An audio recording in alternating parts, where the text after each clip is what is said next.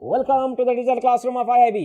बेटा, bridge course के आज के सेशन में हम एक नई सिस्टम पढ़ने वाली है। ये जो सिस्टम है हमारे जीने के लिए सच में बहुत ही अहम रोल प्ले करती है। बेटा, आपको सबको पता है हमें जीने के लिए आजकल जिस चीज का शॉर्टेज चल रहा है वो चीज यानी कि क्या बेटा? ऑक्सीजन। आपने बहुत जगह पे न्यूज में देखा बेटा कि ऑक्सीजन सिलेंडर खत्म हो रहे हैं। बेटा, हमें जीने के लिए ऑक्सीजन ही लगता है और ये जो ऑक्सीजन है हमारे सेलुलर लेवल तक बहुत ही अहम रोल प्ले करता है, क्योंकि एक वर्ड है बेटा सेलुलर रेस्पिरेशन। वर्ड क्या है बेटा? Cellular respiration. और सेलुलर रेस्पिरेशन के लिए हमें ऑक्सीजन की जरूरत पड़ती है, क्योंकि हमारा जो सेलुलर रेस्पिरेशन है वो मेजर पार्ट कौन से फॉर्म में होता है? एरोबिक रेस्पिरेशन में। कौन से फॉर्म में बेटा? Aerobic respiration. बट उन सेल्स की तरफ अगर हमें ऑक्सीजन डिलीवर करना है तो हमें पहले ब्लड के अंदर तो ऑक्सीजन लाना पड़ेगा बेटा, और ब्लड का ऑक्सीजनेशन करने के लिए रेस्पॉन्सिबल सिस्टम यानी कि हमारी बेटा रेस्पिरेटरी सिस्टम। तो आज हम पढ़ने वाले बेटा ह्यूमन रेस्पिरेटरी सिस्टम। बेटा, ह्यूमन रेस्पिरेटरी सिस्टम जो है उसका मेजर हिस्सा जो है हमारे थोरेसिक कैविटी के अंदर होता है। कौन सी कैविटी बेटा?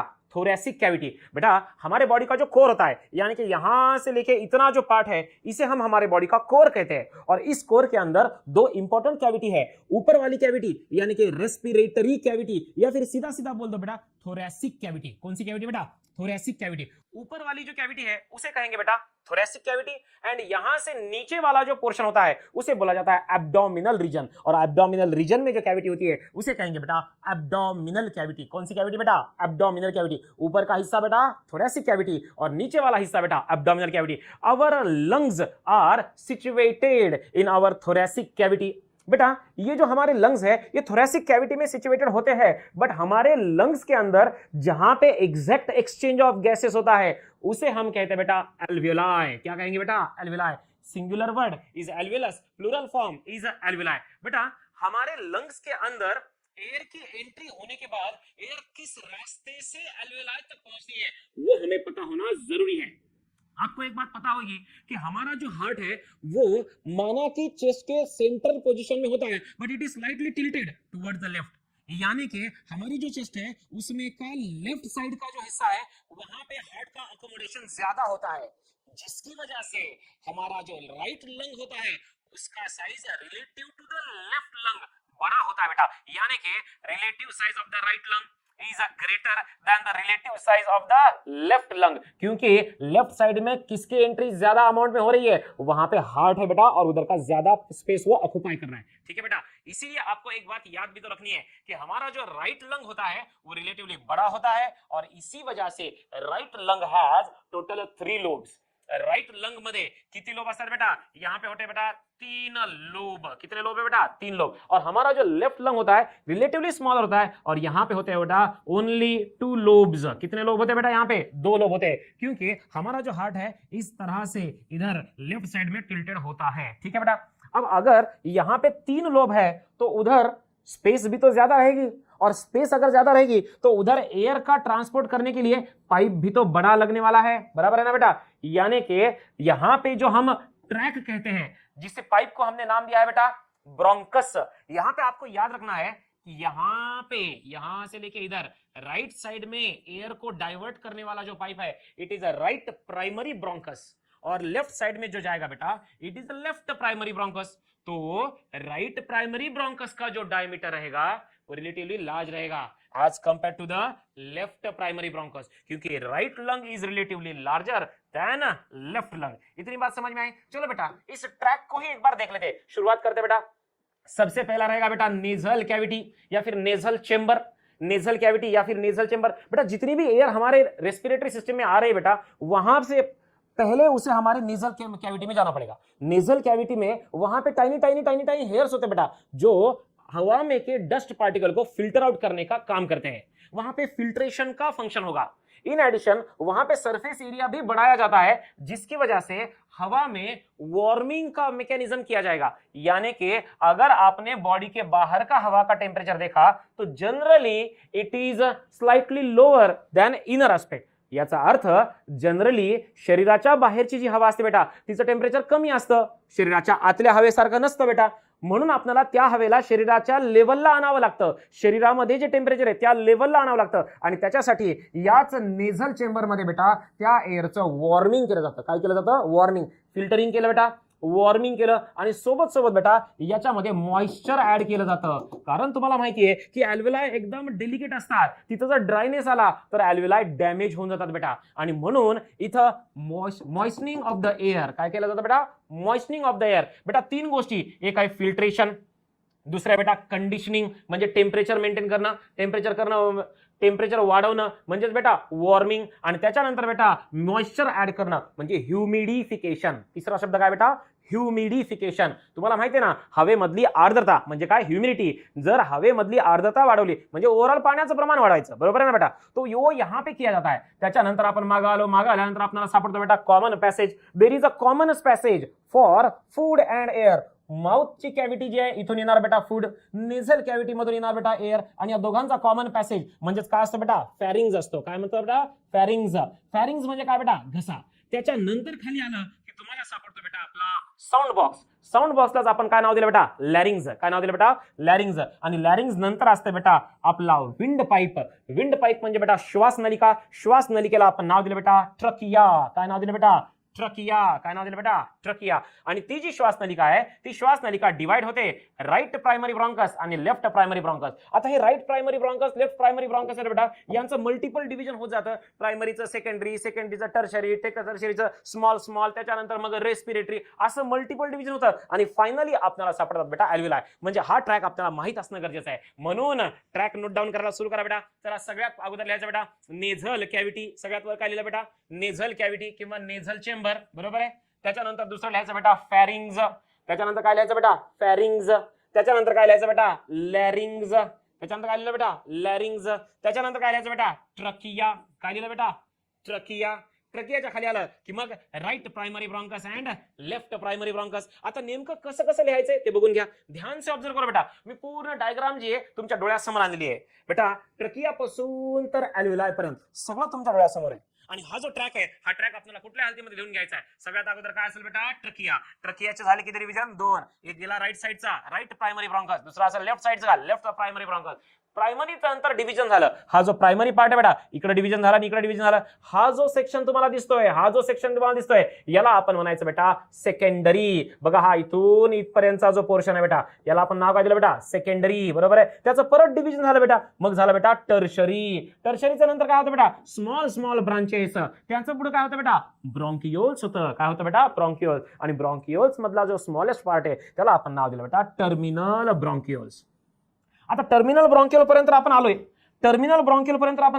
पण टर्मिनल ब्रॉन्किओलच्या नंतर आपल्याला काय अपियर झालेले दिसतायत, आपल्याला इथं अल्व्हेलाई अपियर झालेले दिसतायत बेटा. टर्मिनल ब्रॉन्किओलला तुम्ही ट्रेस करत गेलात की त्याच्यानंतर जसाही एक तरी अल्व्हेलस प्रेझेंट आला की त्याला आपण म्हणायचं बेटा रेस्पिरेटरी ब्रॉन्किओल. बेटा जवळपास टर्मिनल ब्रॉन्किओल आणि रेस्पिरेटरी ब्रॉन्किओल यांचा डायमीटर सारखाच असतो. फरक एवढाच आहे की टर्मिनल ब्रॉन्किओलवर अल्व्हेलस नसतो पण रेस्पिरेटरी ब्रॉन्किओल्सवर अल्व्हेलस असतो. ठीक आहे बेटा. त्याच्यानंतर असते बेटा अल्व्हेलार डक्ट. आणि फायनली आपल्याला काय दिसतो बेटा, ग्रेप लाईक स्ट्रक्चर. अंगुराचा गुच्छा जसा असतो बेटा तसं स्ट्रक्चर म्हणजेच काय बेटा, आपल्या अल्व्हेलाई, बरोबर आहे. हा जो आपला ट्रॅक आहे, या ट्रॅकला जर तुम्ही ऑब्झर्व केलात तर नीट लक्ष देऊन बघा बेटा. वरून नेझल कॅव्हिटी पासून तर टर्मिनल ब्रॉन्किओल पर्यंत, नेझल कॅव्हिटी पासून तर टर्मिनल ब्रॉन्किओल पर्यंत तुम्हाला एक पण अल्व्हेलस दिसत नाही. म्हणजे तिथं एक्सचेंज ऑफ गॅसेस होत नाही. आणि एक्सचेंज ऑफ गॅसेस होत नसतं तिथं फक्त एअरचं कंडक्शन केलं जातं. म्हणून हा जो टर्मिनल ब्रॉन्किओल पर्यंतचा जो पोर्शन आहे बेटा, याला आपण म्हणत असतो बेटा कंडक्टिंग झोन. कोणता झोन म्हणायचा बेटाला, कंडक्टिंग झोन, बरोबर आहे. आणि त्याच्या नंतरचा जो पोर्शन आहे इथं रेस्पिरेटरी ब्रॉन्कस किंवा रेस्पिरेटरी ब्रॉन्किओल जरी म्हणला तुम्ही तर याच्यावर काय प्रेझेंट आहे, अल्व्हेलस प्रेझेंट आहे बेटा. आणि अल्व्हेलस जर प्रेझेंट झाला रे म्हणजे तिथं एक्सचेंज ऑफ गॅसेस होणार. आणि एक्सचेंज ऑफ गॅसेस होणार म्हणजे रेस्पिरेशनची प्रोसेस सुरू झाली म्हणता येईल, बरोबर आहे का नाही बेटा. म्हणून याला आपण रेस्पिरेटरी झोन म्हणायचं. काय म्हणायचं बेटा, respiratory zone. Our respiratory tract is mainly divided into two part. Number one part बेटा जहां पे सिर्फ एयर का कंडक्शन किया जा रहा है, जहां पे सिर्फ एयर को लेके आ रहे हैं और वापस भेज दे रहे, जहां पे एक्सचेंज ऑफ गैसेस नहीं हो रहा है उसको बोलने का बेटा कंडक्टिंग जोन. और जहां पे एग्जैक्ट एक्सचेंज ऑफ गैसेस हो रहा है ना बेटा उसको बोला जाता है रेस्पिरेटरी झोन. क्या बोला जाता है बेटा, रेस्पिरेटरी झोन. आता कंडक्टिंग झोन काय, रेस्पिरेटरी झोन काय, एवढं तर आपल्याला कळालंय. पण बेटा बऱ्याच ठिकाणी ब्रीदिंग आणि रेस्पिरेशन हे दोन शब्द कॉमन सेम मीनिंग में वापरले जातात, कॉमन मीनिंग से यूज किए जाते, जो कि गलत है. जनरल लैंग्वेज में चल जाता है बट साइंटिफिकली गलत होता है, क्योंकि ब्रीदिंग का मतलब है सिर्फ हवा को अंदर लेना और हवा को बाहेर ढकेल देना, हवेला आत घेणं आणि हवेला बाहेर ढकलणं, याला आपण म्हणतो बेटा ब्रीदिंग. काय म्हणत असतो बेटा, याला ब्रीदिंग म्हणत असतो. म्हणजे इथं एक्सचेंज ऑफ गॅसेस होणं कंपल्सरी आहे काय, नाही. म्हणून बेटा काही गोष्टी तुम्हाला नोट डाऊन करायच्या आहेत. जसं की ब्रीदिंगलाच आपण एक नाव दिलंय, त्याला नाव दिलं बेटा व्हेंटिलेशन. काय नाव दिलं बेटा, व्हेंटिलेशन. लिखो बेटा. ब्रीदिंग मध्ये नेमकं घडतंय काय, नीट ऑब्झर्व करा. ब्रीदिंग मध्ये तुम्हाला दिसेल बेटा की बाहेरून एअर मध्ये येत आहे, या ठिकाणी तुम्हाला एक छत्री सारखं स्ट्रक्चर, डोम सारखं स्ट्रक्चर दिसतं बेटा, आणि ते जे डोम सारखं मस्कुलार स्ट्रक्चर आहे, that dome shaped muscular structure between thoracic cavity and abdominal cavity. हे जे थोरॅसिक कॅव्हिटी आहे, ही जी ॲब्डॉमिनल कॅव्हिटी, त्याच्यामध्ये डोम शेप्ड मस्कुलार स्ट्रक्चर, त्याचं नाव आहे बेटा डायफ्राम. काय नाव आहे बेटा, डायफ्राम. आणि diaphragm is very important for our ventilation किंवा ब्रीदिंग. तुम्हाला लक्षात ठेवायचं बेटा, प्रायमरी मसल्स ऑफ ब्रीदिंग जे आहेत, एमसीक्यू येणार आहे, एमसीक्यू नोट डाऊन करून घ्या. Primary muscles of breathing, primary muscles of breathing, त्याच्यामध्ये कोणाचं नाव आहे बेटा, आपला हा आहे डायफ्राम. कोण आहे बेटा, डायफ्राम आहे. डायफ्राम, डायफ्राम हा अतिशय महत्वाचा पार्ट प्ले करतो बेटा हवेला आत ओढणे आणि हवेला बाहेर जाऊ देण्यामध्ये. ठीक आहे बेटा, राईट. तो बेटा बाहेरची हवा मध्ये घेणं आणि बाहेरची मधली जी CO2 रिच हवा आहे त्याला बाहेर ढकलणं, बाहेरची ऑक्सिजन रिच हवा आत ओढणं आणि मधली CO2 रिच हवा जी आहे तिला बाहेर ढकलणं, या प्रोसेसला आपण म्हणत असतो बेटा ब्रीदिंग, किंवा यालाच म्हणायचं बेटा पल्मोनरी व्हेंटिलेशन. समजून घ्यायचं असेल तर मान लो की यहाँ पे एक एल्व्युलस हमने ड्रॉ कर लिया. इथं काय ड्रॉ करतोय बेटा आपण, एक एल्व्युलस ड्रॉ करतोय.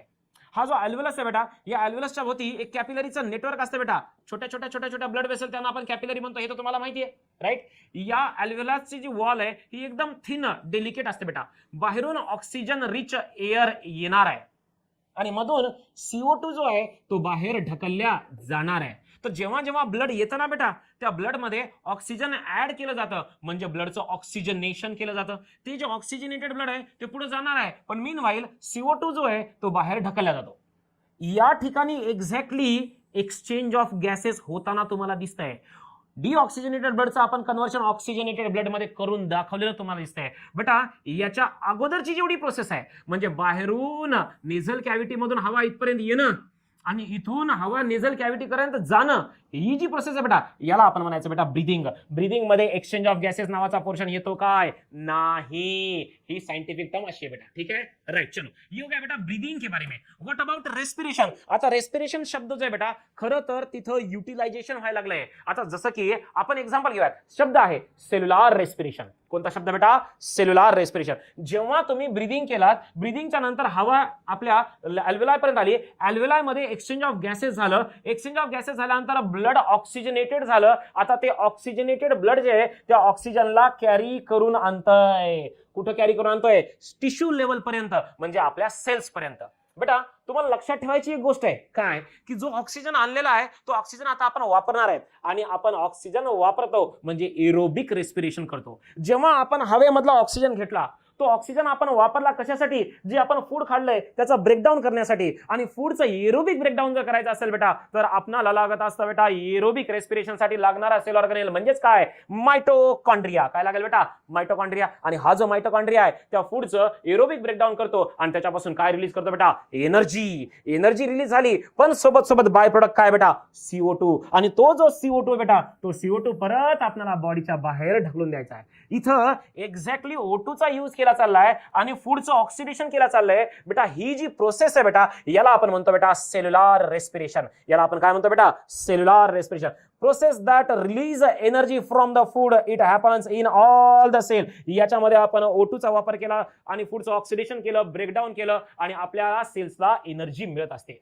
आता खरं तर या ब्रीदिंग पासून तर सेल्युलर रेस्पिरेशन पर्यंत नेमकं काय काय काय काय घडतं त्याच्यावर एकदा नजर टाकूयात. जरा ध्यान से देखो बेटा. या ठिकाणी मी पूर्ण ट्रॅक तुमच्या डोळ्यासमोर आणलाय. हवेतून ऑक्सिजन येणार आहे, तो ऑक्सिजन जो आलेला आहे तो ब्लड मध्ये मिसळणार आहे आणि ते जे ब्लड आहे बेटा हे ऑक्सिजनेटेड होणार आहे. कसं होणार आहे बेटा, ऑक्सिजनेटेड. पण ते अल्व्हेलायकडे येणारं जे ब्लड असतं बेटा ते कसं असतं बेटा, डिऑक्सिजनेटेड ब्लड असतं बेटा. आत्ताच आपण शिकलो की अल्व्हेलाय पर्यंत हवा येणे, अल्व्हिलाय पर्यंत ऑक्सिजनेटेड हवा येणे आणि अल्व्हिलाय मधून CO2 रिच हवा जाणे, या प्रोसेसला आपण म्हणलं होतं बेटा व्हेंटिलेशन किंवा ब्रीदिंग. पल्मोनरी व्हेंटिलेशन किंवा ब्रीदिंग ही झाली स्टेज नंबर 1 बेटा. इथं बाहेरून ऑक्सिजन रिच हवा अल्व्हिलाय पर्यंत येते आणि अल्व्हिलाय मधली CO2 रिच एअर जी आहे ती बॉडीच्या बाहेर ढकलली जाते. ही झाली स्टेज नंबर 1. पण त्याच्यानंतर काय होतं, त्याच्यानंतर घडतं बेटा ऍक्च्युअल एक्सचेंज ऑफ गॅसेस. मधला CO2 बेटा बाहेर चालला, बाहेरचा O2 बेटा मध्ये आला, त्याच्यामुळे जे डीऑक्सिजनेटेड ब्लड आहे ते कन्वर्ट व्हायला बेटा ऑक्सिजनेटेड ब्लड मध्ये. म्हणजे the process of exchange of gases between walls of alveoli and pulmonary capillaries. The process of exchange of gases between walls of alveoli and pulmonary capillaries to convert deoxygenated blood into oxygenated blood. To convert deoxygenated blood into oxygenated blood. याला आपण म्हणायचं बेटा external respiration. याला आपण काय म्हणायचं बेटा, दिस is known as बेटा एक्सटर्नल रेस्पिरेशन. या एक्सटर्नल रेस्पिरेशन मध्ये नेहमी लक्षात ठेवा, इथं डीऑक्सी ब्लडचं कन्व्हर्शन होतं बेटा ऑक्सिजनेटेड ब्लड मध्ये. डीऑक्सिजनेटेड ब्लडचं कन्व्हर्शन कशामध्ये होतं बेटा, ऑक्सिजनेटेड ब्लड मध्ये. आणि हे कुठं होतं का, हे होत असतं बेटा आपल्या लंग्स मध्ये. ठीक आहे. त्याच्यानंतर जे काही ऑक्सिजन रिच ब्लड आहे ते ऑल ओव्हर बॉडी ट्रॅव्हल करत करत करत करत जाणार आणि फायनली टिश्यू लेवल पर्यंत पोहोचणार. हे जे टिश्यू लेवल पर्यंत ऑक्सिजन पोहोचतंय, या ऑक्सिजनचं काय झालं बेटा, ट्रान्सपोर्टेशन झालं. म्हणून पुढची जी स्टेज आहे म्हणजे स्टेज नंबर 3 जी आहे बेटा, त्याला आपण नाव दिलं बेटा ट्रांसपोर्ट ऑफ गैसेस. अब ट्रांसपोर्ट ऑफ गैसेस हो गया, ऑक्सीजन हमारे सेल्स की तरफ यानी कि टिश्यू लेवल तक पहुंच गया. अब यहां पे होगा क्या, यहां पे है बेटा टिश्यू सेल्स और यहां पे है बेटा ये टिश्यू कॅपिलरीज. आता टिश्यू कॅपिलरीज मधून टिश्यूच्या सेल्स ज्या आहेत यांच्याकडे ऑक्सिजन पाठवायची गरज आहे बेटा. म्हणजे इथं देखील एक्सचेंज ऑफ गॅसेस होणार आहे. आता हे जे एक्सचेंज ऑफ गॅसेस होणार आहे, the process of exchange of gases between tissue capillaries and tissue cells, between tissue capillaries and tissue cells, between tissue capillaries and tissue cells to convert oxygenated blood into deoxygenated blood. Oxygenated blood into deoxygenated blood. या प्रोसेसला आपण म्हणत होतो this is known as internal respiration. याचं नाव काय असेल बेटा, it is known as internal respiration. बघा एक्सटर्नल रेस्पिरेशन आणि इंटरनल रेस्पिरेशन मधला फरक माहित पाहिजे. एक्सटर्नल रेस्पिरेशन मध्ये काय व्हायला लागेल बेटा, की जो डीऑक्सी आहे त्याचं कन्व्हर्शन ऑक्सी मध्ये व्हायला. इंटरनल रेस्पिरेशन मध्ये काय व्हायलंय, ऑक्सीचं कशामध्ये कन्व्हर्शन व्हायला बेटा, डीऑक्सी मध्ये कन्व्हर्शन होत आहे. इतकं कळालं का. आणि मग त्याच्यानंतर एकदाचा का ऑक्सिजन सेल पर्यंत मिळाला की त्याच्यानंतर सेल ऑक्सिजनचा वापर करणार आणि जे काही फूड आहे त्याचा ब्रेकडाऊन करणार, ब्रेकडाऊन मधून एनर्जी रिलीज होणार आणि CO2 as a by product बाहेर पडणार. ही जी सगळ्यात मधली जी स्टेज आहे बेटा, याला आपण म्हणत असतो सेल्युलर रेस्पिरेशन. याला आपण सगळ्यात शेवटी काय नाव दिलं बेटा, सेल्युलर रेस्पिरेशन. किती स्टेज झाल्या बेटा, 5. नंबर 1 बेटा ब्रीदिंग किंवा पल्मोनरी व्हेंटिलेशन. दुसरं काय बेटा, एक्सटर्नल रेस्पिरेशन. एक्सटर्नल रेस्पिरेशन मध्ये डीऑक्सिजनेटेडचं ऑक्सिजनेटेड आणि हे कुठं व्हायला लागलं बेटा, हे व्हायला लागलं बेटा लंग्स मध्ये. कुठे व्हायला लागलं बेटा, लंग्स मध्ये. त्याच्यानंतर आहे ट्रान्सपोर्ट ऑफ गॅसेस. त्याच्यानंतर आलं बेटा इंटरनल रेस्पिरेशन. इंटरनल रेस्पिरेशन कुठे घडतं बेटा, टिश्यू मध्ये घडतं. कुठे घडतं बेटा, टिश्यू मध्ये घडतं. आणि इथं ऑक्सिजनेटेड ब्लडचं कन्व्हर्शन डीऑक्सिजनेटेड ब्लड मध्ये होतं. ऑक्सिजनेटेडचं कन्व्हर्शन डीऑक्सी मध्ये. आणि सगळ्यात शेवटी बेटा ज्या काही सेल्स असतात त्या ऑक्सिजनचा यूज करतात, फूड जे आहे त्याचा ब्रेकडाऊन करतात, एनर्जी रिलीज करतात. त्याला आपण नाव दिलं बेटा सेल्युलर रेस्पिरेशन. किती स्टेज होय बेटा, टोटल 5 स्टेज. आता ह्या ज्या 5 स्टेजेस इथं घडत आहेत याच्यावर बऱ्याचदा MCQ येतात आणि हे तुम्हाला माहिती पाहिजे बेटा. आपलं जे लंग्स आहेत बेटा, हे लंग्स एकदम सॉफ्ट, एकदम डेलिकेट, एकदम स्पॉन्जी पार्ट आहेत आणि म्हणून त्याला प्रोटेक्शन देणं गरजेचं आहे. आणि म्हणून तुम्हाला माहिती आहे की आपले जे लंग्स आहेत त्याच्या भोवती बेटा रिब केज असतो. रिब केज, थोरॅसिक केज म्हणा किंवा रिब केज म्हणजे छातीचा पिंजरा, बरोबर आहे. पण छातीचा पिंजरा हा बोनी पार्टनं बनलेला आहे आणि बोन हार्ड असतो. आणि लंग्सचा जो लेअर आहे तो एकदम सॉफ्ट आहे, स्पंजी आहे. आणि आपले जे लंग्स असतात ते कंटिन्युअसली इनहेलेशन एक्झेलेशन, इनहेलेशन एक्झेलेशन, इनहेलेशन. मग असं जर कंटिन्युअस चालत राहिलं तर रिब्सची जी वॉल आहे तिथं लंग्स मध्ये रिब्सच्या वॉल मध्ये फ्रिक्शन झालं असतं. आणि लंग्स आणि रिबच्या वॉल मध्ये जे फ्रिक्शन झालं असतं तो लंग्स डैमेज झाले नसते काय. लंग्स को डैमेज होने से प्रोटेक्ट करना जरूरी था. इसीलिए बेटा लंग्स को हमने डबल लेयर कवरिंग लगा दिया. And that double layer covering is known as बेटा प्लुरा. प्लुराचे किती लेयर असतात बेटा, 2. एक इनर लेयर असतो त्याला म्हणायचं बेटा विसरल प्लुरा. आणि जो बाहेरचा लेयर असतो त्याला काय म्हणायचं बेटा परायटल प्लुरा. बेटा इनर लेयर जो आहे त्याला काय नाव दिलं बेटा विसरल प्लुरा. आणि बाहेरचा लेअर जो आहे त्याला म्हणलं बेटा परायटल प्लुरा. आणि हे जे दोन प्लुरा आहेत बेटा यांच्यामध्ये आपण फ्लुइड भरून ठेवलंय. काय भरून ठेवलंय? फ्लुइड भरून ठेवलंय. आणि ज्याच्यामुळं या दोन लेअर मध्ये देखील फ्रिक्शन होत नाही. लक्षात काय ठेवायचंय? या दोघांच्या मध्ये असतं बेटा फ्लुइड आणि त्या फ्लुइडचं नाव आहे बेटा प्लूरल फ्लूइड. कौन सा फ्लूइड बेटा? Pleural fluid. जैसे मैंने अभी बताया ये फ्रिक्शन को अवॉइड करता है. फ्रिक्शन को अवॉइड करने को ही हम बोलते हैं बेटा लुब्रिकेशन. क्या बोलते हैं इसको अपन? लुब्रिकेशन. तो बेटा ये फ्लूरल फ्लूइड जो है it is acting as a lubricant fluid. कैसा फ्लूइड बेटा? लुब्रिकेशन करने वाला यानी कि लुब्रिकंट फ्लूइड. उसका एक और फंक्शन है बेटा, it is acting as a shock absorber. The pleural fluid is acting as a बेटा shock absorber. And the third and most important part it do not allow the two membranes म्हणजे parietal pleura आणि visceral pleura जो बेटा यांना एकमेकांना चिटकण्यापासून ते वाचवतं जेणेकरून friction होणारच नाही. राइट? बात समझ में आया बेटा? यानी कि हमारे लंग्स के अराउंड एक डबल लेयर कवरिंग होता है and that covering is our pleura. कुछ बात समझ में आ रही है बेटा? राइट. तो हमने इतनी इंफॉर्मेशन हमारे रेस्पिरेटरी सिस्टम के बारे में देखी. अब ये जो रेस्पिरेटरी सिस्टम है इसके बारे में एक छोटा सा वीडियो आपको दिखाऊंगा बेटा. जितना भी अभी हमने पढ़ा उसका पूरा का पूरा शॉर्ट में रिवीजन होने वाला है, तो ध्यान से ऑब्जर्व करो. The respiratory system is made up of organs that help us breathe. Respiration is the term used to describe the exchange of oxygen from the environment for carbon dioxide from the body's cells. The process of breathing air into the lungs is called inhalation, and the process of breathing it out is called exhalation. The respiratory system consists of all the organs involved in breathing. These organs all have their own unique functions that enable us to breathe as we do on average 23,000 times a day. The respiratory system includes the nose and nasal cavity, which perform a number of important functions, such as providing us with a sense of smell, warming and moistening the air we breathe in, filtering out irritants such as dust, and assisting us in the development of sound. The throat, also known as the pharynx, is a tube that carries air from the nasal cavity through the voice box, otherwise known as the larynx, down into the windpipe or trachea. The windpipe then splits into two breathing tubes, which carry the air into the lungs. These breathing tubes are called the bronchi, which extend into the bronchioli. The breathing tubes branch out many times throughout the lungs, until they eventually form tiny thin-walled air sacs or alveoli. The respiratory system does two very important things. It brings oxygen into our body, which we need for our cells to live and function properly. And secondly, it allows us to exhale carbon dioxide from our body. Carbon dioxide is the waste gas that is produced as a part of the body's energy-making process. That's very much like inhalation through the nose, throat, voice box, and into the breathing tubes. You will notice the lungs inflating. As we breathe in, muscles are working to inflate the lungs. The diaphragm, a large sheet of muscle which stretches across our chest under the rib cage, does most of the work during inhalation, causing the chest to expand as the lungs fill with air. The air travels down to the end of the breathing tubes where it enters the tiny air sacs. The tiny air sacs are filled with oxygen from the air travelling down from the breathing tubes. Covering each tiny air sac is a whole network of tiny blood vessels called capillaries. Within the air sacs, the oxygen enters the bloodstream through a process called gas exchange. The tiny air sacs have extremely thin walls with a large surface area lined with fluid to enable gases to dissolve. The oxygen particles from the inhaled air pass through the walls of the tiny air sacs and surrounding capillaries and into the red blood cells inside. The oxygen particles are then carried in the blood by structures called arteries. The arteries carry oxygenated blood around the body to all your organs and tissues.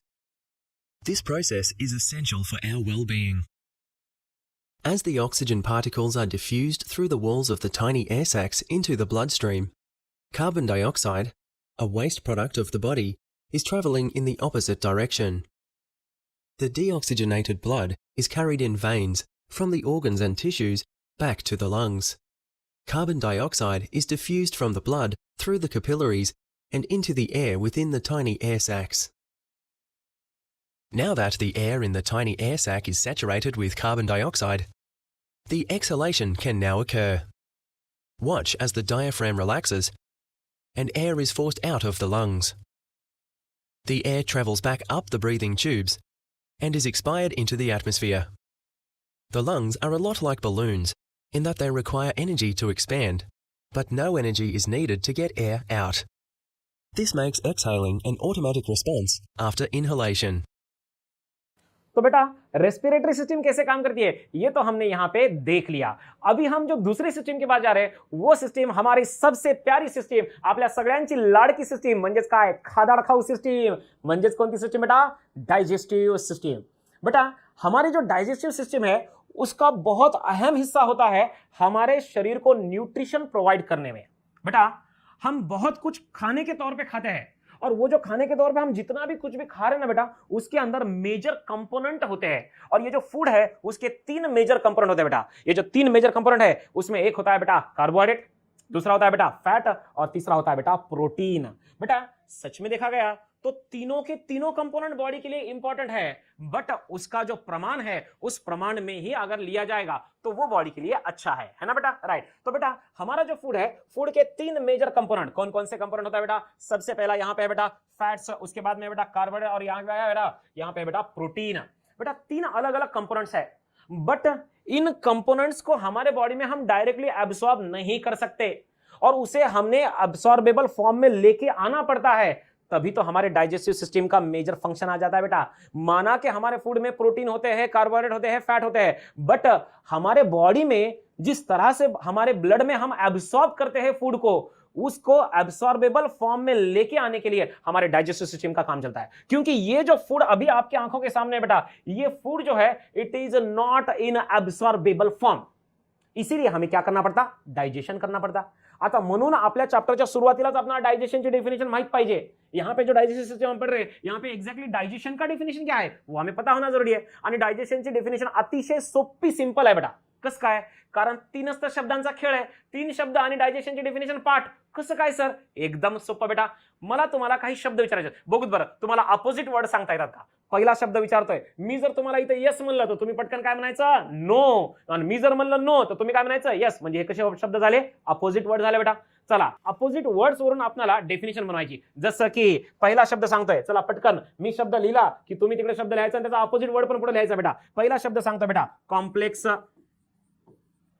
पहिला शब्द बेटा complex, सांगा पटकन complex opposite word बेटा simple, simple बरोबर आहे। दूसरा word बेटा non एब्सॉर्बेबल,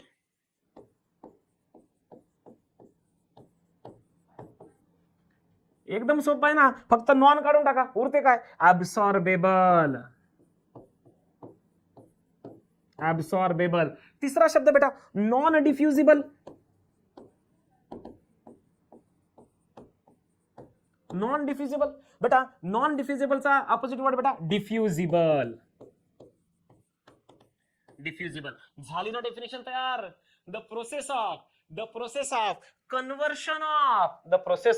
conversion of complex, non-absorbable, non-diffusible, the process of conversion of complex, non-absorbable, non-diffusible substances into simple, absorbable, diffusible substances. The process of conversion of complex, non-absorbable, non-diffusible substances into simple, absorbable, diffusible substances is known as digestion. एकदम सोपी definition बेटा। The process of conversion of complex, non-absorbable, non-diffusible substances into simple, absorbable, diffusible substances is known as बेटा digestion. म्हणजे आपण जे काही protein आहे त्याचं जर सिंपल ऍब्सॉर्बेबल फॉर्म घेतलं तर ते असतं बेटा अमायनो ऍसिड। जी कार्बोहायड्रेट आहे त्याचं जर सिंपल ऍब्सॉर्बेबल फॉर्म घेतलं तर ते असतं बेटा ग्लुकोज, फ्रुक्टोज, ते सिंपल असतात बेटा, बरोबर आहे। आणि त्याच्यानंतर आपण जर फॅट्स पाहिलं तर फॅटचं सिंपल ऍब्सॉर्बेबल फॉर्म काय असतं बेटा? ते असतं बेटा फैटी एसिड्स। तो बेटा याद रखना है कि जितने भी complex non absorbable non diffusible substance है उनका सिंपल एब्सॉर्बेबल फॉर्म में कन्वर्शन करने के प्रोसेस को हमने क्या बोला? डाइजेशन बोला। और ये करने के लिए हमें क्या लगती है? हमारी डाइजेस्टिव सिस्टम लगती है बेटा। आपली जी डाइजेस्टिव सिस्टम है या डाइजेस्टिव सिस्टमला आपण मेनली 2 पार्ट मध्ये डिवाइड करू शकतो। पहला जो पार्ट है बेटा हमारी जो डाइजेस्टिव सिस्टम है उस डाइजेस्टिव सिस्टम को हमने 2 हिस्सों में डिवाइड कर दिया बेटा। पहला जो हिस्सा है उसे हमने नाम दिया है बेटा एलिमेंटरी। पहला जो हिस्सा है बेटा इट इज एलिमेंटरी कैनल, और जो दूसरा हिस्सा है बेटा वहां पे होते हैं बेटा एसोसिएटेड ग्लैंड्स। Associated glands. हा जो एलिमेंटरी कॅनल नावाचा जो पोर्शन आहे ना बेटा, या एलिमेंटरी कॅनलची जर आपण सुरुवात पाहिली तर तुम्हाला दिसेल बेटा सगळ्यात वर इथं आपल्याला एक मोठं ओपनिंग दिसतंय. त्या ओपनिंगला आपण नाव काय दिलं बेटा, माउथ. काय नाव दिलं बेटा, माउथ. आणि माउथ मध्ये जी कॅव्हिटी असते ना बेटा, त्या कॅव्हिटीला आपण नाव दिलं बेटा ओरल कॅव्हिटी. कोणती कॅव्हिटी बेटा, ओरल कॅव्हिटी. ओरडण्यासाठी वापरलेली कॅव्हिटी म्हणजे ओरल कॅव्हिटी. असं लक्षात ठेवायला काय हरकत नाही, पण त्याचा अर्थ तसा नाही बरं. वरना बकबक करने के लिए यूज की वाली कैविटी यानी कि बक्कल कैविटी, ऐसा आप याद रख सकते हो, बट उसका एग्जैक्ट मीनिंग वैसा नहीं है. Oral cavity is also known as बेटा buccal cavity. Mouth cavity, oral cavity, buccal cavity तीनों भी एक ही है. ये जी माउथची जी कॅव्हिटी आहे त्यालाच आपण म्हणायचं ओरल कॅव्हिटी किंवा त्याला म्हणायचं बेटा बक्कल कॅव्हिटी. ठीक है बेटा, राइट. तो माउथ से शुरुआत हुई और वहां से हम ट्रैवल करते करते करते करते एंड में पहुंचे बेटा. तो एंड में होता है बेटा एनस. क्या होता है बेटा, एनस होता है. एनस क्या होता है बेटा, एनस. बराबर है. तो माउथ से शुरू हुआ और एनस तक पहुंचा. माउथ से शुरू हुआ और एनस तक पहुंचा तो क्या बना, माणूस. बरोबर आहे, राईट. तो बेटा ये है हमारा एलिमेंटरी कॅनल. माउथ पासून सुरू होणार आणि एनस पर्यंत जाऊन संपणार असा पोर्शन म्हणजे काय बेटा आपला एलिमेंटरी कॅनल आहे. पण त्याच्या सोबत आपल्याला काम करण्यासाठी काही असोसिएटेड ग्लँड्स लागतात. आणि या ज्या असोसिएटेड ग्लँड्स आहे बेटा, याच्यामध्ये पहिली असोसिएटेड ग्लँड आहे बेटा सलाइवरी ग्लैंड. कौन सी ग्लैंड बेटा, सलाइवरी ग्लैंड. दूसरी ग्लैंड यानी कि बेटा लिव्हर. दूसरी ग्लैंड कौन है बेटा, लिव्हर. आणि तिसरी ग्लैंड बेटा पॅनक्रियाज. पॅनक्रियाज. अशा ह्या तीन असोसिएटेड ग्लँड्स आहेत. अशा या तीन काय आहेत बेटा, associated gland. Salivary gland, liver and pancreas, these are associated gland with our alimentary canal. बेटा आपला जो एलिमेंटरी कॅनल आहे, या एलिमेंटरी कॅनल मध्ये आपल्याला एक लॉन्ग सिलेंडर लाईक पाईप दिसतो बेटा. लॉन्ग सिलेंडर लाईक पाईप जो आहे त्याचं नाव आहे बेटा इसोफेगस. आणि इसोफेगसचा अर्थ बेटा अन्न नलिका. इसोफेगसचं नाव काय बेटा, दुसरं नाव आपण त्याला मराठीमध्ये अन्न नलिका असं म्हणू शकतो किंवा सीधा सीधा फूड पाइप. ठीक है. अब ये जो इसोफेगस है इसके बारे में आपको पता होना जरूरी है कि oesophagus is made up of skeletal muscle और स्मूथ मसल. बेटा याद रखो, इसोफेगस का जो अपर 1/3 हिस्सा होता है, the upper 1/3 part of the oesophagus, it is made up of skeletal muscle. And lower 2/3 part हा झाला 1/3 आणि लोअर 2/3 पार्ट जो असतो ना बेटा इकडचा इथपर्यंतचा तो असतो बेटा स्मूथ मसलनी बनलेला. कशाने बनलेला असतो बेटा, smooth muscle. Upper part of the oesophagus it is made up of बेटा skeletal muscle and lower part of the oesophagus it is made up of बेटा स्मूथ मसल. आता ही जी इसोफेगस आहे बेटा, हे पाईप लाईक स्ट्रक्चर जे ते directly जाऊन अटॅच होतं जे shaped bag like structure and that जे shaped bag like structure is our stomach. हे जे शेप्ड बॅग लाईक स्ट्रक्चर आहे त्याचं नाव आहे बेटा स्टमक. स्टमक मध्ये फूड जे आलंय त्याला घुसळण्याची प्रक्रिया चालू जाते. वहां पे जितना भी फूड आया बेटा उसको प्रॉपर्ली मिक्स किया जाता है. इन एडिशन यहाँ पे HCl प्रोड्यूस करने वाली ग्लैंड्स होती है बेटा. HCl वहां पे एसिडिक एनवायरनमेंट प्रोवाइड करता है. साइमल्टेनियसली अगर फूड में से कुछ जर्म्स वगैरह आ गए बेटा तो उन जर्म्स का किलिंग करने का काम भी कौन करता है बेटा, हमारा HCl करता है. यहाँ पे पेप्सिन वगैरह नाम के जो प्रोटीन्स है बेटा वो भी यहाँ पे रिलीज कर दिए जाएंगे. उसके बाद में आते हैं बेटा हम स्मॉल इंटेस्टाइन के पास. ये जो स्मॉल इंटेस्टाइन है बेटा, स्मॉल इंटेस्टाइन की लेंथ के बारे में आपको एमसीक्यू पूछा जा सकता है. Average length of the small intestine it is around 6 metre long. Small intestine विचार करा, आहे एवढीशी जागा पण याच्यामध्ये 6 मीटर लॉन्ग जे इंटेस्टाइन असतात त्याला कॉइल्ड करून भरवले असतं बेटा. तो यहाँ पे हाईली कॉइल्ड फॉर्म में हमारा स्मॉल इंटेस्टाइन सिचुएटेड होता है. ये जो सिचुएटेड स्मॉल इंटेस्टाइन है बेटा इसके हमने मेनली 3 हिस्से कर दिए. स्मॉल यानी कि छोटा, बराबर आहे, जसे की छोटा बच्चा है, बराबर आहे. आणि त्या छोट्या बच्चाच्या नेमक्या कामांवरून आपण स्मॉल इंटेस्टाइन मधल्या पार्टला लक्षात ठेवू शकतो. जसं की अगर कोई छोटा बच्चा है तो मम्मा को देखो क्या बोलेगा, मम्मा दू दू दू दू दू, बराबर है. यानी कि क्या, डिओडिनम. डू डू डू यानी कि डिओडिनम.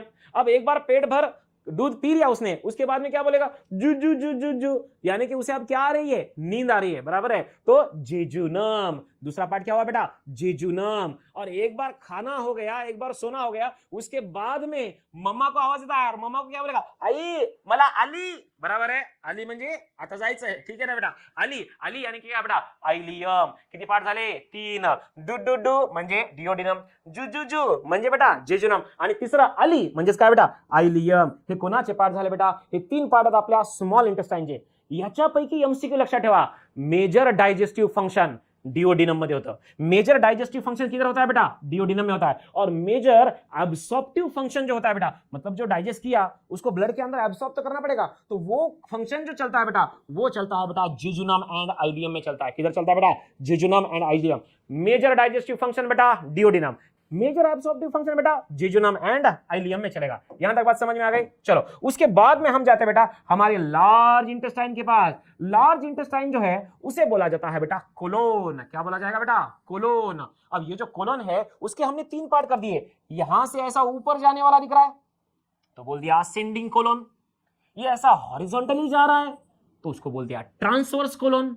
यहां से ये नीचे आ रहा है तो बोल दिया डिसेंडिंग कोलोन। उसके बाद में ऐसा यस शेप बना रहा है तो बोल दिया सिग्मोइड कोलोन। नवीन शब्द आला, ascending colon, transverse colon, descending colon आणि हा काय शब्द आहे बेटा? सिग्मोइड। Sigmoid colon. कोणता कोलोन बेटा? Sigmoid colon. सिग्मोइड कोलोनच्या नंतर असतो बेटा रेक्टम। रेक्टम आणि फायनली असतो बेटा एनस। फाइनली काय असतं बेटा? एनस। बरोबर आहे। तो ये पार्ट जो होता है बेटा ये होते हमारे लार्ज इंटेस्टाइन के पार्ट। तुम्हाला एखादा पार्ट सांगितला जाईल आणि तो नेमका कशाचा पार्ट आहे? स्मॉल इंटेस्टाइनचा आहे का लार्ज इंटेस्टाइनचा आहे असं विचारल्या जाऊ शकतं बेटा। At the beginning of the large intestine म्हणजे सुरुवातीला जर आपण इथं आलो तर या ठिकाणी तुम्हाला दिसतो बेटा सीकम। काय दिसतो बेटा? सीकम दिसतो। Caecum. Caecum, ascending colon, transverse colon, descending colon, sigmoid colon, rectum and एनस असा सिक्वेन्स आहे। राहील का एवढं लक्षात बेटा? चलो ठीक आहे बेटा।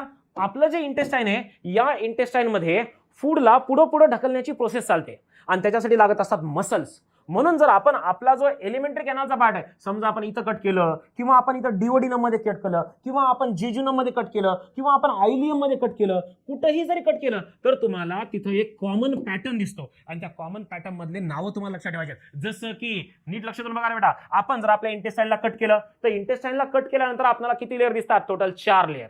कितने लेयर है बेटा? 4। 4 लेयर मधला सगळ्यात बाहेरचा outer most layer is a Sironja. कोण असतो बेटा? Sironja.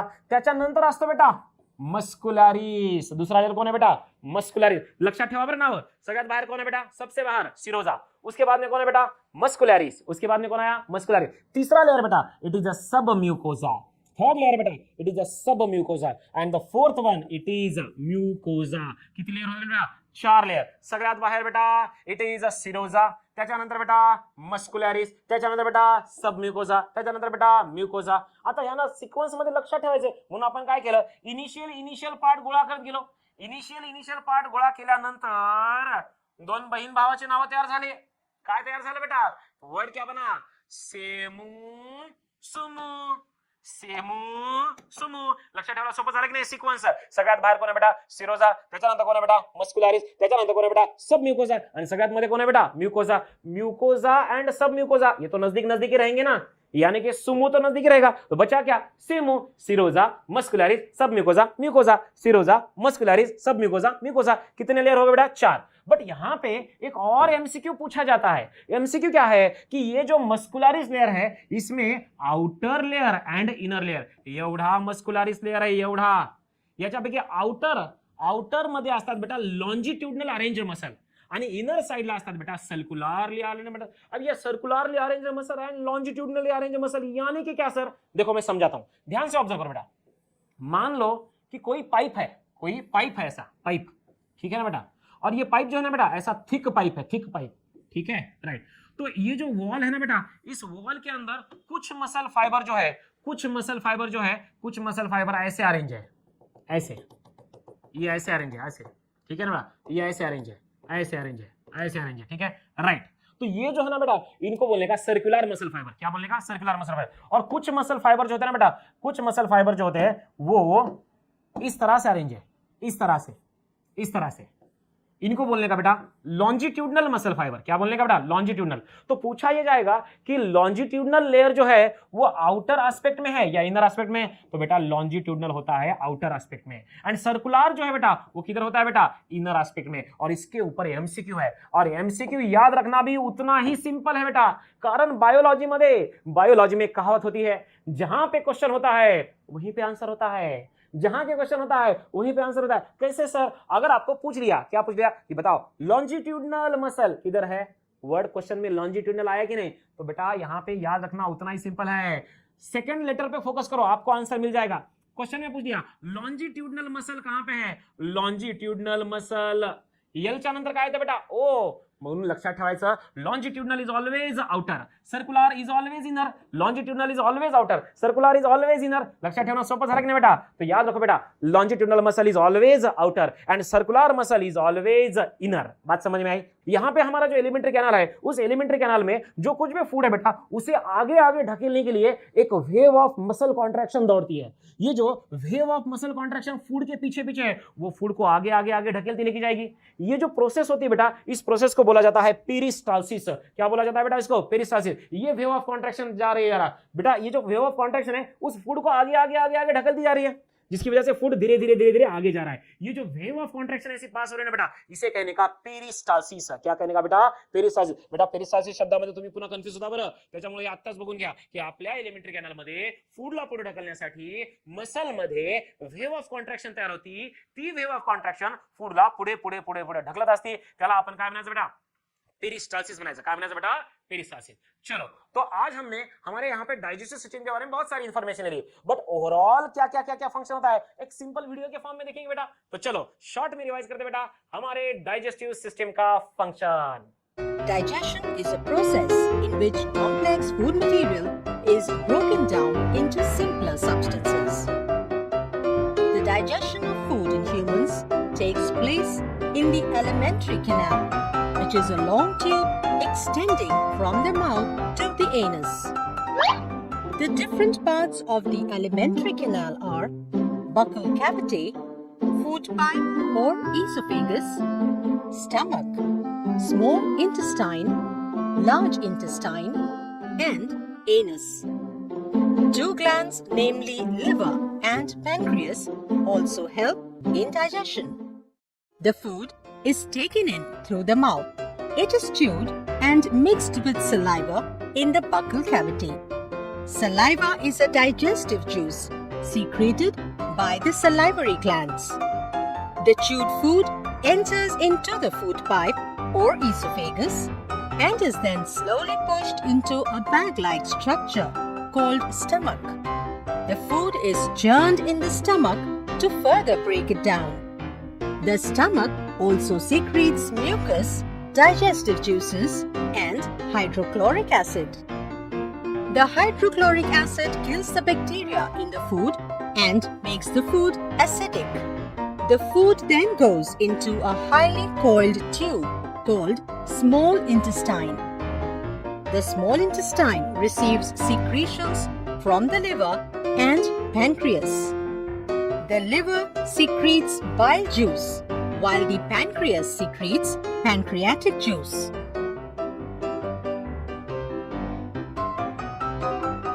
The walls of the small intestine also secrete juices which help in further digestion of food. The inner surface of the small intestine has finger-like projections called villi. The villi have extensive network of blood vessels. The digested food is then passed into the blood vessels. The undigested food is passed into the large intestine. It is wider than the small intestine. Excess of water and salts are absorbed here, and undigested waste is passed out of the body through the anus. तर कळालं की नाही digestive सिस्टमचं काम कसं कसं कसं चालतं बेटा? ह्या गोष्टींना आपल्याला अजून डिटेलमध्ये आपल्या चॅप्टरमध्ये शिकायचं आहे, आणि त्यावेळेस आपल्याला अजून जास्त इंटरेस्ट येणार आहे, कारण प्रत्येक गोष्ट आपल्या डोळ्यासमोर व्हिज्युअलाइज करून आपण शिकणार आहे. आणि म्हणून बेटा आपलं ज्ञान, आपलं नॉलेजचं देखील ॲब्सॉर्प्शन देखील इथं जसं फूडचं ॲब्सॉर्प्शन चांगलं झालं बेटा, तसं आपल्या नॉलेजचं ॲब्सॉर्प्शन देखील आपल्या ब्रेन मध्ये चांगलं होणार आहे. तो ठीक है बेटा, यहाँ पे आज हम रुकेंगे, मिलेंगे अगले लेक्चर में.